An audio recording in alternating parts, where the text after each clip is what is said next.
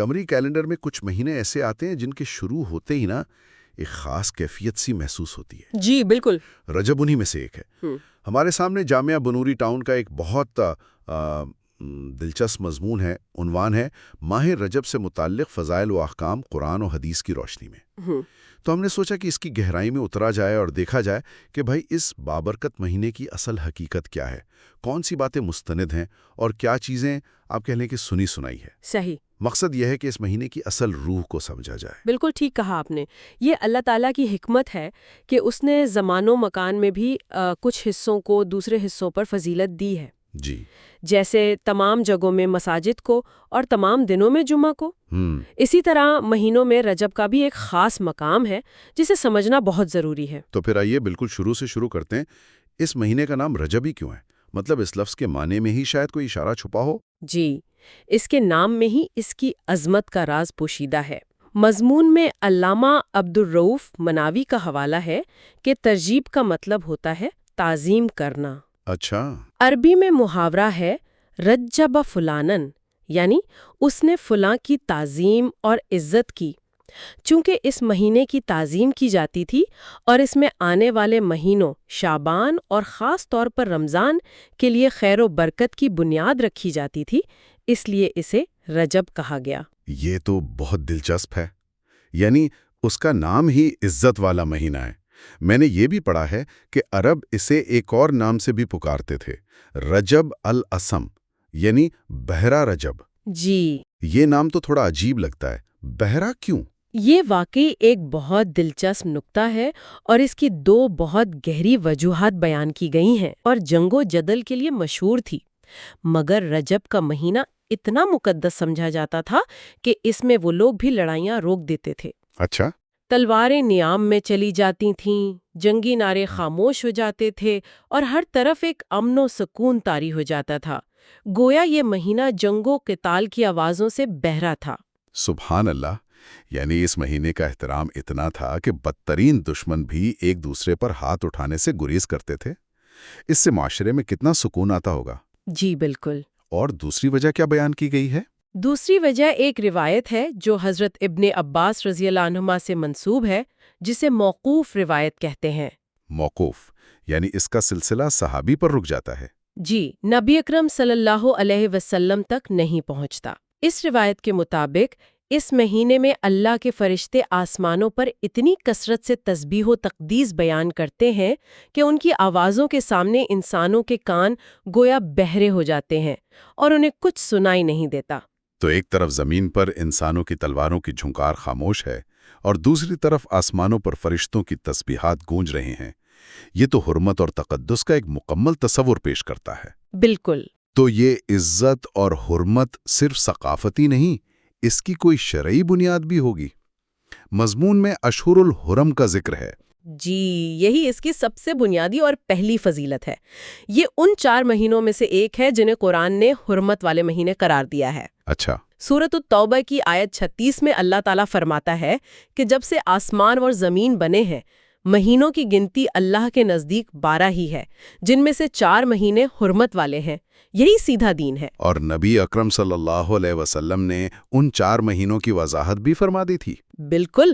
صحیح بخاری کی حدیث کا حوالہ دیا گیا ہے جس میں آپ صلی اللہ علیہ وسلم نے فرمایا کہ ان میں سے 3 مہینے تو ایک ساتھ آتے ہیں، ذوالقعدہ، ذوالحجہ اور محرم. جی. اور چوتھا مہینہ الگ آتا ہے، رجب، جو جمادی الاخرہ اور شعبان کے بیچ میں ہے. اچھا، یہاں ایک سوال ہے.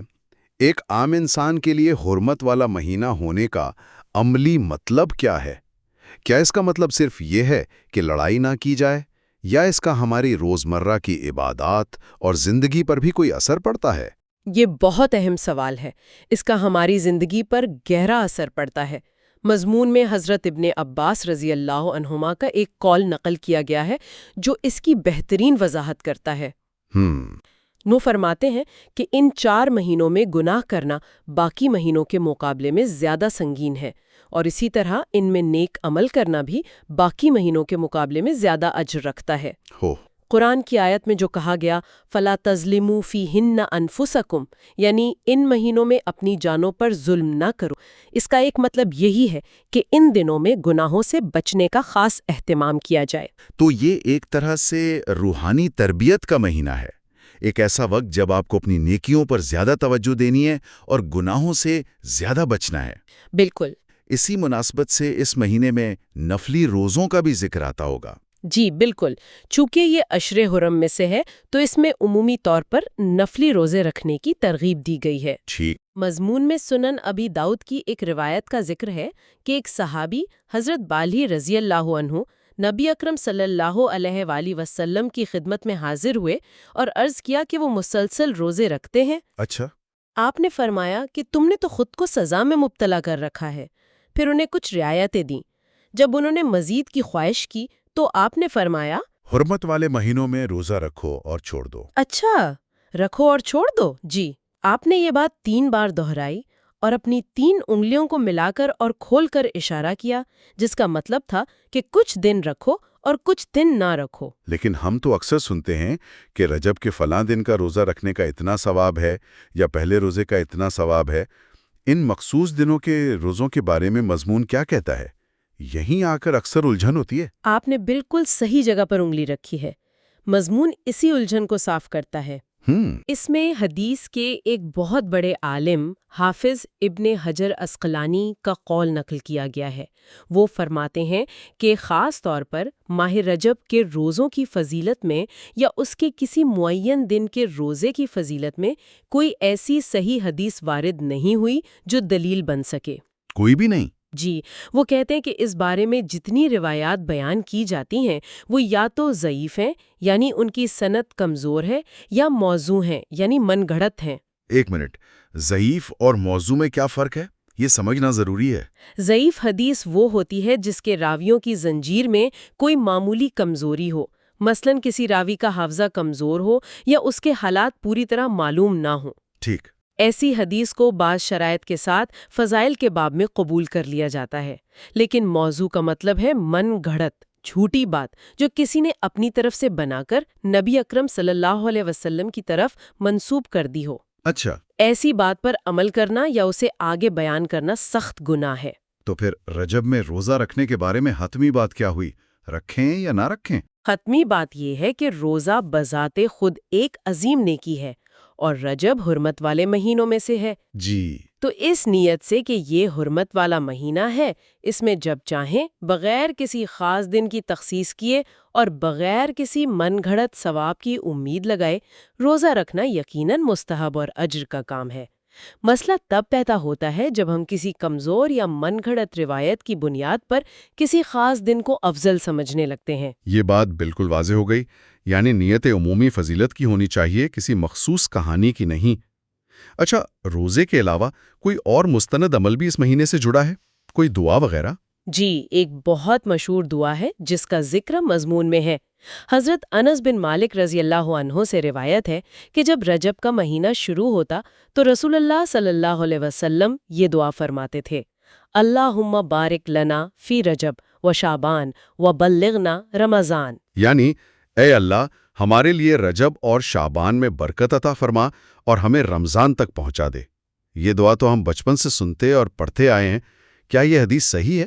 مضمون میں وضاحت کی گئی ہے کہ محدثین کے نزدیک اس روایت کی سند میں کچھ کمزوری ہے، یعنی یہ ضعیف کے درجے میں آتی ہے۔ اچھا۔ لیکن جیسا میں نے پہلے عرض کیا، اس کا مفہوم اور معنی اتنا خوبصورت اور درست ہے کہ اس میں کوئی خرابی نہیں۔ یہ دعا دراصل رمضان کے لیے ایک روحانی تیاری کا اعلان ہے۔ صحیح۔ آپ اللہ سے التجا کر رہے ہیں کہ وہ آپ کو برکت والے 2 مہینے عطا کرے تاکہ آپ خیر و عافیت کے ساتھ رمضان تک پہنچ سکیں۔ اسی لیے بزرگوں اور علماء کا اس دعا کو پڑھنے کا معمول رہا ہے۔ ٹھیک ہے، تو رجب کی حرمت اور اس میں عمومی عبادات کی فضیلت تو واضح ہو گئی، لیکن دلچسپ بات یہ ہے کہ وقت کے ساتھ ساتھ کچھ ایسی چیزیں بھی اس مہینے سے جڑ گئیں جن پر اکثر سوال اٹھائے جاتے ہیں۔ مضمون اسی طرف ہمارا دھیان دلاتا ہے۔ جی، اور یہ گفتگو کا سب سے اہم حصہ ہے، کیونکہ دین میں جتنا ضروری کچھ اعمال کو کرنا ہے، اتنا ہی ضروری غیر ثابت شدہ اعمال سے بچنا بھی ہے۔ بالکل۔ مضمون میں 4 چیزوں کی خاص طور پر نشاندہی کی گئی ہیں: سب سے پہلی چیز ہے واقعہ اسراء و معراج کی تاریخ۔ ہاں، یہ تو سبھی جانتے ہیں کہ 27 رجب کو شب معراج ہوتی ہے۔ اس میں کیا غلط فہمی ہے؟ غلط فہمی یہی ہے کہ یہ تاریخ قطعی طور پر ثابت نہیں ہے۔ کیا؟ جی، یہ بات بہت سے لوگوں کے لیے حیران کن ہوتی ہے، لیکن حقیقت یہی ہے کہ کسی بھی ایک صحیح حدیث سے یہ ثابت نہیں ہوتا کہ یہ عظیم واقعہ 27 رجب کو ہی پیش آیا تھا۔ اچھا۔ بلکہ سیرت اور تاریخ کے علماء میں تو اس کے مہینے کے بارے میں بھی 5 سے 6 مختلف اقوال ہیں۔ کوئی سے ربیع الاول میں کہتا ہے، کوئی ربیع ثانی میں، کوئی رمضان میں اور کچھ رجب میں۔ یہ تو بہت ہی حیران کن بات ہے، یعنی جس واقعے کی یاد میں 27 رجب کو اتنی اہمیت دی جاتی ہے اس کی تاریخ ہی یقینی نہیں۔ اس سے کیا سبق ملتا ہے؟ اس میں بہت گہری حکمت ہے۔ دیکھیں، دین کی جو چیزیں ہمارے لیے عملی طور پر اہم ہیں، جیسے نماز کا طریقہ، روزے کے احکام، حج کے مناسک، وہ سب تواتر سے اور پوری وضاحت سے ہم تک پہنچے ہیں۔ جی بالکل، لیکن جس واقعے کی تاریخ پر اتنا اختلاف ہے، اس سے یہی اشارہ ملتا ہے کہ شاید اللہ کی طرف سے مقصود اس واقعے سے سبق حاصل کرنا تھا۔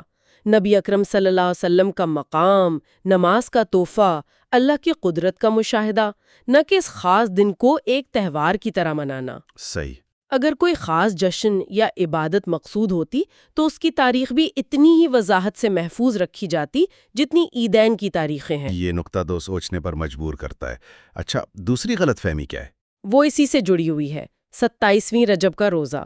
عوام میں اسے ہزارہ کا روزہ بھی کہتے ہیں، اور یہ مشہور ہے کہ اس ایک روزے کا ثواب 1000 روزوں کے برابر ہے۔ جی، سنائے۔ مضمون میں واضح طور پر فتاوی دارالعلوم دیوبند کا حوالہ دے کر لکھا گیا ہے کہ اس کی کوئی اصل نہیں، یہ بے بنیاد بات ہے۔ تو پھر وہی اصول لاگو ہوگا کہ حرمت والے مہینے کا حصہ سمجھ کر کوئی روزہ رکھ لے تو ٹھیک ہے، لیکن خاص 27 تاریخ کو 1000 روزوں کے ثواب کی نیت سے رکھنا درست نہیں، کیونکہ اس کی کوئی دلیل موجود نہیں۔ آپ نے بالکل صحیح خلاصہ کیا۔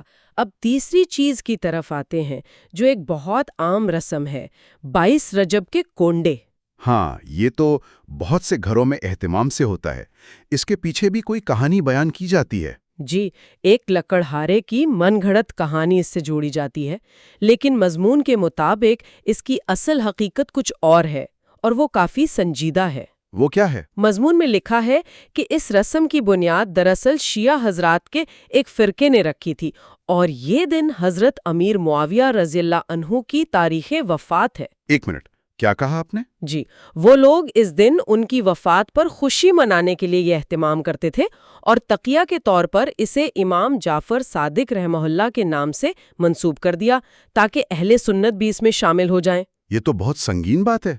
یعنی ایک رسم جو بظاہر ایک منت یا نیاز کے طور پر کی جاتی ہے، مضمون یہ کہہ رہا ہے کہ اس کی بنیاد ایک صحابی رسول کے بارے میں تاریخی بغض پر ہے۔ جی، مضمون میں یہی لکھا ہے۔ یہ کیسے عوام میں اتنی عام ہو گئی اگر اس کی حقیقت یہ تھی؟ یہی تو رسومات کی فطرت ہوتی ہے کہ ان کی اصل حقیقت وقت کے ساتھ دھندلا جاتی ہے اور صرف ظاہری عمل باقی رہ جاتا ہے۔ لوگ اسے نسل در نسل بغیر تحقیق کے کرتے چلے جاتے ہیں۔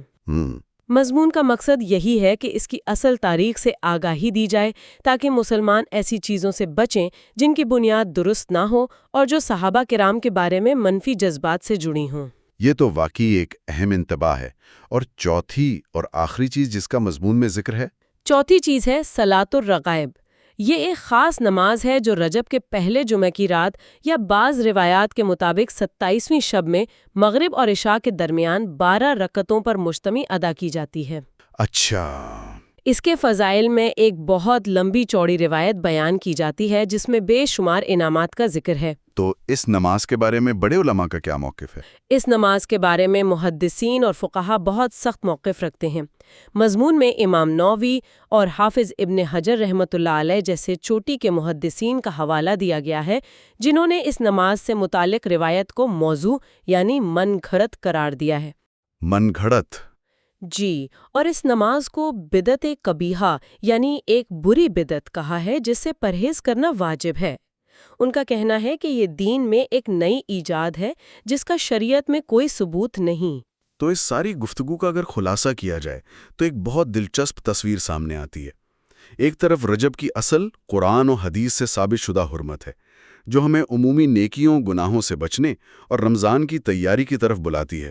بالکل. اور دوسری طرف وہ خاص رسومات اور طریقے ہیں جو وقت کے ساتھ اس سے جڑ گئے لیکن ان کی بنیاد کمزور یا بالکل ہی بے بنیاد ہے۔ آپ نے بالکل صحیح نتیجہ اخذ کیا۔ اس مضمون کا مرکزی پیغام یہی ہے۔ رجب کی اصل روح اس کی خاموش عظمت میں ہے۔ جی۔ نبی اکرم صلی اللہ علیہ وسلم کی دعا اے اللہ ہمیں رجب اور شعبان میں برکت دے اور رمضان تک پہنچا دیں، اس کا بہترین خلاصہ ہے۔ اصل فضیلت کسی ایک مخصوص من گھڑت عمل میں نہیں بلکہ پورے مہینے کے دوران اپنے اندر تقوی اور نیکی کا جذبہ پیدا کرنے میں ہے، تاکہ جب رمضان آئے تو ہم اس کی برکتوں کو سمیٹنے کے لیے پوری طرح تیار ہوں۔ آخر میں سامعین کے لیے ایک سوچ۔ یہ مواد ہمیں یاد دلاتا ہے کہ دین پر عمل کرنے کے لیے علم اور تحقیق کتنی ضروری ہے۔ یہ ہمیں اس سوال پر غور کرنے پر مجبور کرتا ہے کہ اپنی عبادات اور اعمال کو مستند تعلیمات کے مطابق کیسے ڈھالا جائے تاکہ ہماری کوششیں محض رسم نہ رہیں بلکہ حقیقی روحانی ترقی کا باعث بنیں۔ جی۔ اور شاید اس بابرکت مہینے میں سب سے اہم سوال جو ہمیں خود سے پوچھنا چاہیے وہ یہ ہے کہ کیا ہم اپنی عقیدت کا اظہار کرنے کے لیے ایسی نئی چیزوں کے محتاج ہیں جن کا ثبوت نہیں، یا پھر دین کے سادے اور مستند اعمال میں ہی وہ گہرائی اور خوبصورتی موجود ہے جو ہمیں اللہ کے قریب کر سکتی ہے۔